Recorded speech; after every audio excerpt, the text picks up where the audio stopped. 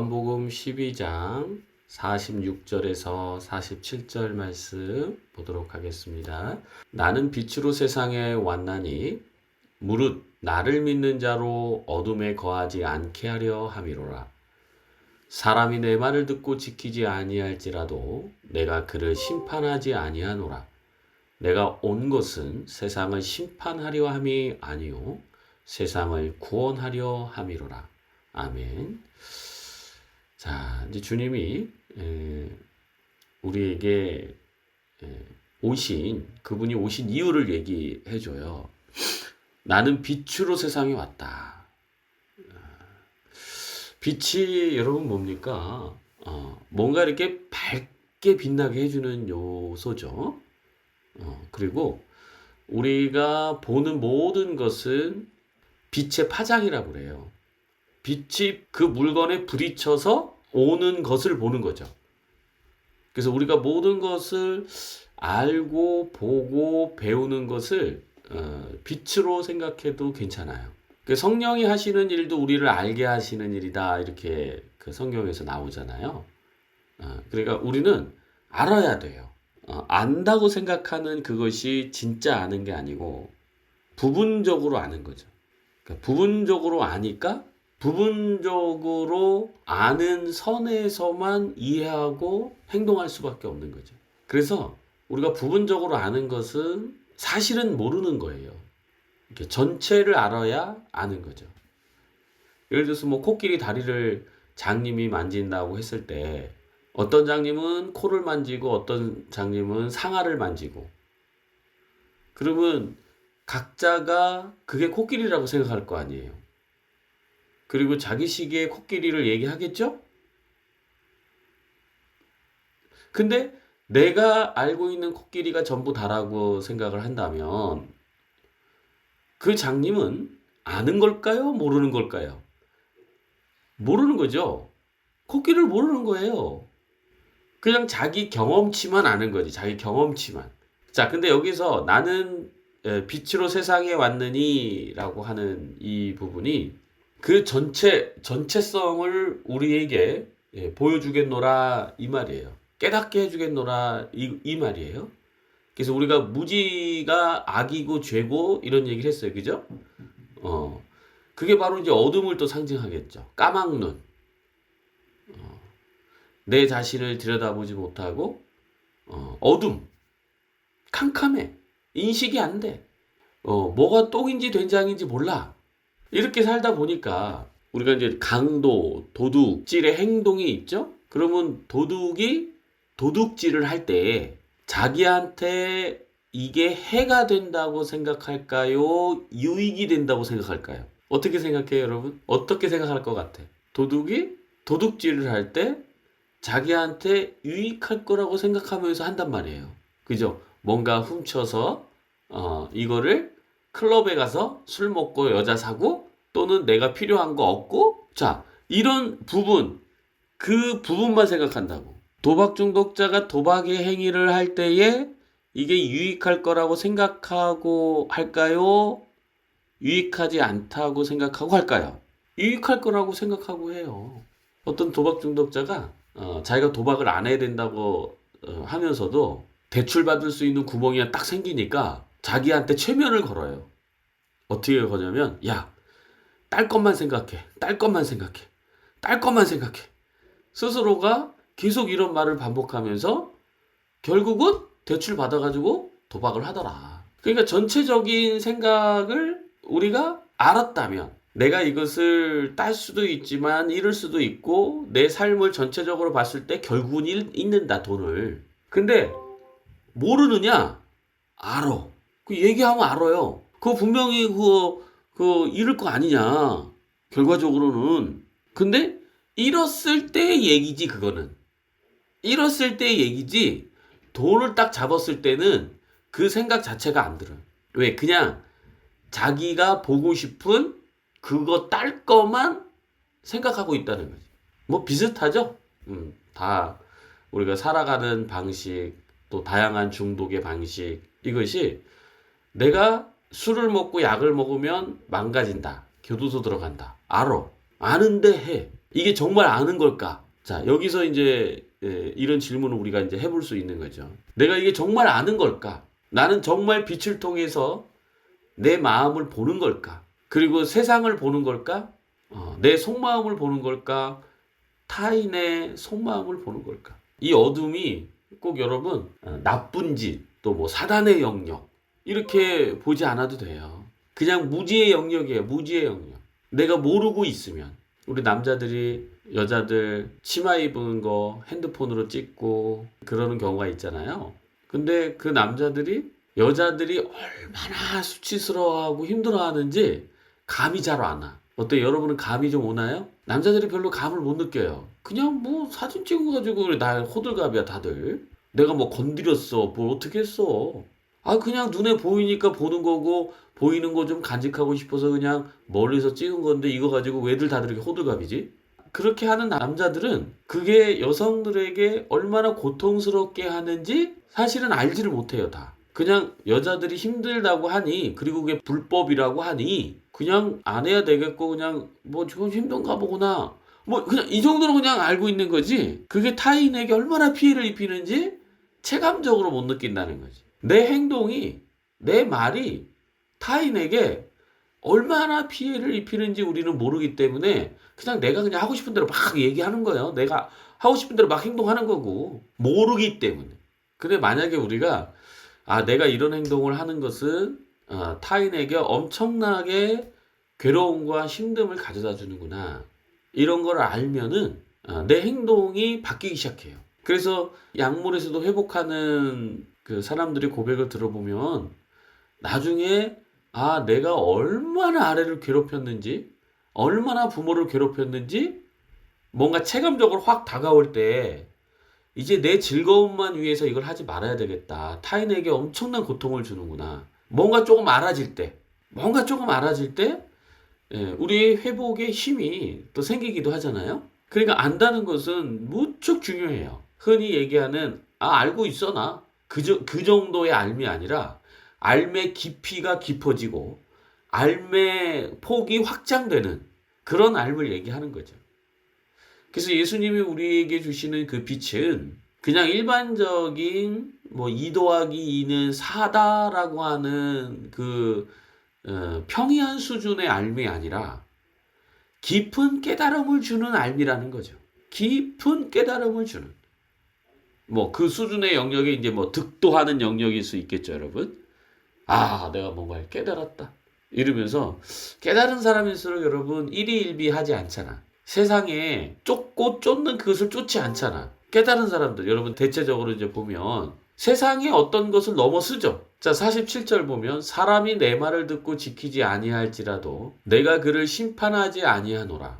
자, 여러분 우리는 이렇게 알고 있어요. 네가 벌을 받는 거야. 네가 잘못된 행동을 하니까 벌을 받는 거야. 그죠?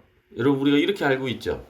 자, 그러면 아주 어린 시절의 사고방식의 개념이라고 그랬어요. 이게 어둠의 영역이고, 우리가 어른의 시각을 갖고 보면은 네가 죄를 졌으니까 처벌을 받는 게 아니라 죄라는 것은 무지의 길이라고 안내해 줬어요. 기억해요? 죄는 무지다. 그래서 내가 낭떠러지에 떨어지는 길을 가더라도 그 길이 자기를 망가뜨리는 길인지를 모르기 때문에 가는 것이다. 자, 무지, 모른다.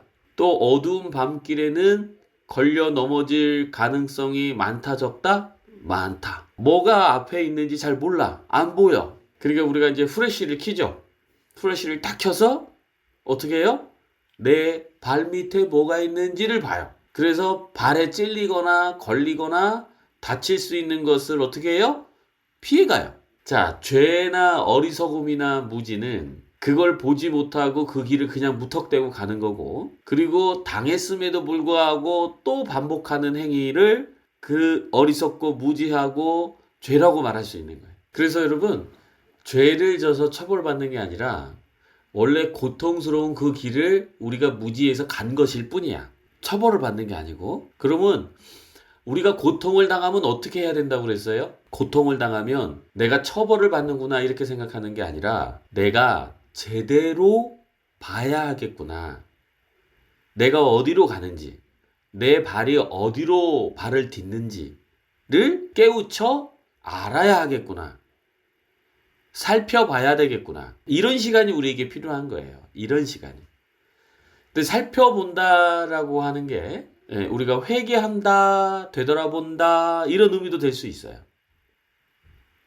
내 자신의 생각과 행동이 어디에서 왜곡되어서 내가 이 길을 가게 하는지 그거를 살펴볼 수 있겠죠.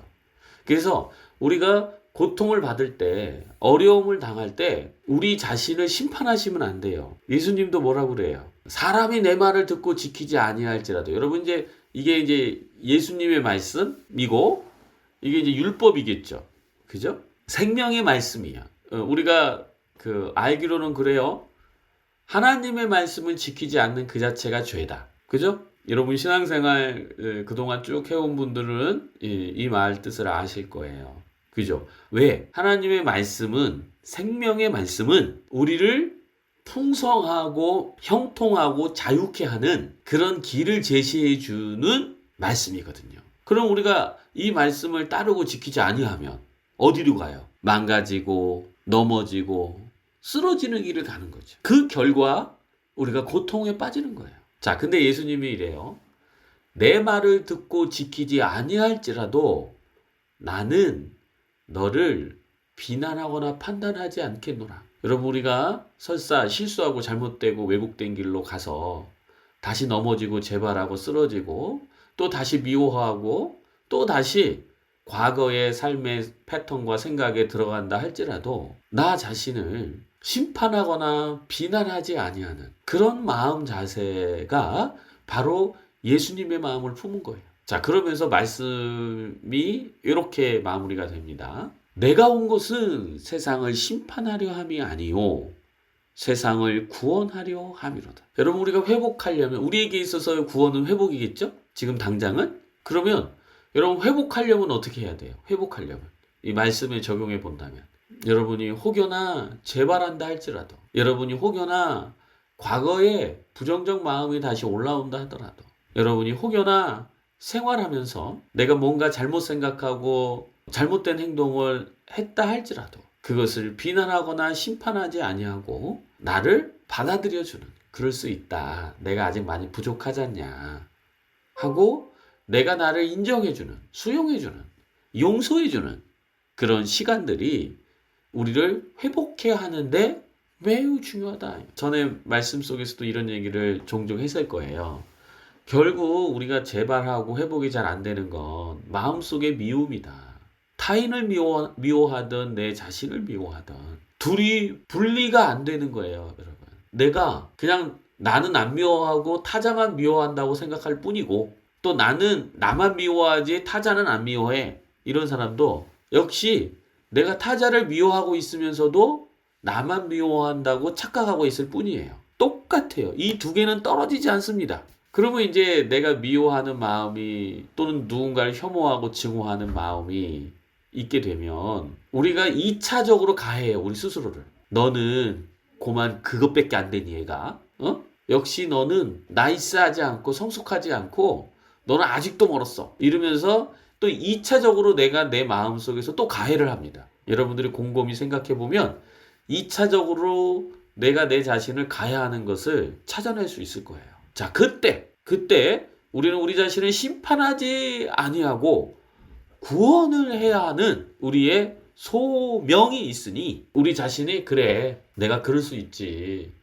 내가 참 약하잖아. 나 약하잖아. 내가 지금 또 이렇게 성숙해 가는 과정 속에 있는 거잖아. 내가 또 배워가는 과정 속에 있는 거잖아. 괜찮아. 다시 용서하고 또 내가 혹시 미워했던 그 사람에게 용서를 구할 수 있다면 여러분 고백하세요. 그 타자에게. 형님, 내가 형님에게 이런 서운함이 좀 있어서 잠시 미워했던 것 같습니다. 동생아, 내가 이런 게 좀 서운했어. 그래서 너한테 잠시 미워하는 생각을 좀 가졌다. 미안하다. 자, 이렇게 자기 마음속에 이런 마음들을 여러분 이렇게 고백해 주는 것은 그 후배나 선배를 사랑하는 행위입니다. 해보세요, 여러분. 그게 사랑하는 행위예요. 그러면 우리의 관계는 점점 더 미워할 수 없는 관계로 점점 더 만들어질 거예요. 그리고 우리 마음은 점점 더 구원에 이르는 풍성함을 갖게 될 거예요. 그리고 우리가 회복에 가는 여정에 엄청난 에너지 충전이 될 거예요.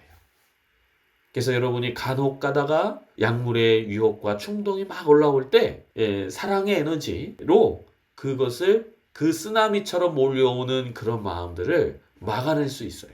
근데 그런 방파제가 없으면 그냥 넘어지기 일쑤죠, 우리가. 여러분이 너무 잘 알 거예요. 그죠? 그 쓰나미가 얼마나 거세고 힘이 센지. 그러나 우리가 우리 마음의 평온함과 또 이 사랑으로 딱 무장하고 있으면 그 쓰나미처럼 오는 그 폭풍의 유혹도 견디고 막아내고 넘어갈 수 있는 거죠. 그러면서 또 여러분들이 그 넘어간 자기 자신에게 또 쓰담쓰담 해줘야 돼요. 기특하다.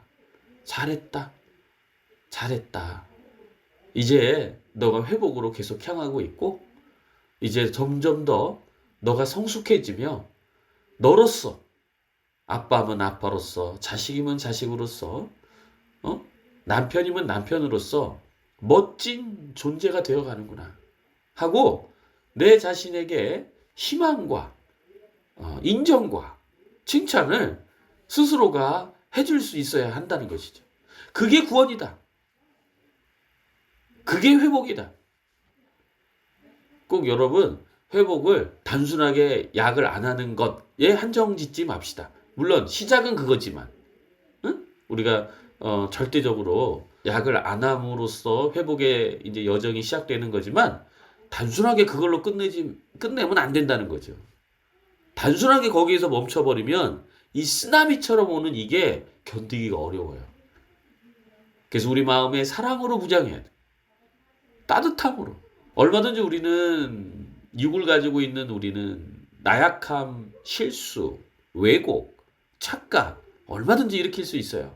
그러나 그것을 우리 자신이 예수님이 우리에게 보여준 사랑의 모습처럼 우리를 심판하지 아니하고 우리를 구원에 이르게 하는 그 사랑으로 우리 자신에게 보여주는 우리 다르크 지체들이 다 되기를 바랍니다. 기도하겠습니다. 사랑의 하나님, 우리는 실수할 때가 너무 많습니다. 또 모든 사람을 용서하고 사랑으로 마음을 품고 싶지만 우리 밴댕이 소갈딱지 같은 이 마음은 나한테 조금만 실수하고 나한테 조금만 기분 나쁘게 하고 내가 조금만 손해봤다고 생각이 드는 순간 바로 상대를 헐뜯고 미워하고 찢어 죽이고 싶은 마음까지도 올라오는 그런 모습들이 우리한테 있습니다. 하지만 이것 또한 예수님의 마음으로 우리가 사랑으로 품고 그럴 수 있다. 그럴 수 있다. 괜찮다. 다 이런 마음 들 수 있다. 하고 우리 자신을 심판하지 아니하고 용서함과 사랑으로 받아줌으로 우리가 회복과 구원에 이르게 하는 그 사랑의 길을 가게 하여 주옵소서. 감사드리며 예수님의 이름으로 기도드립니다. 아멘.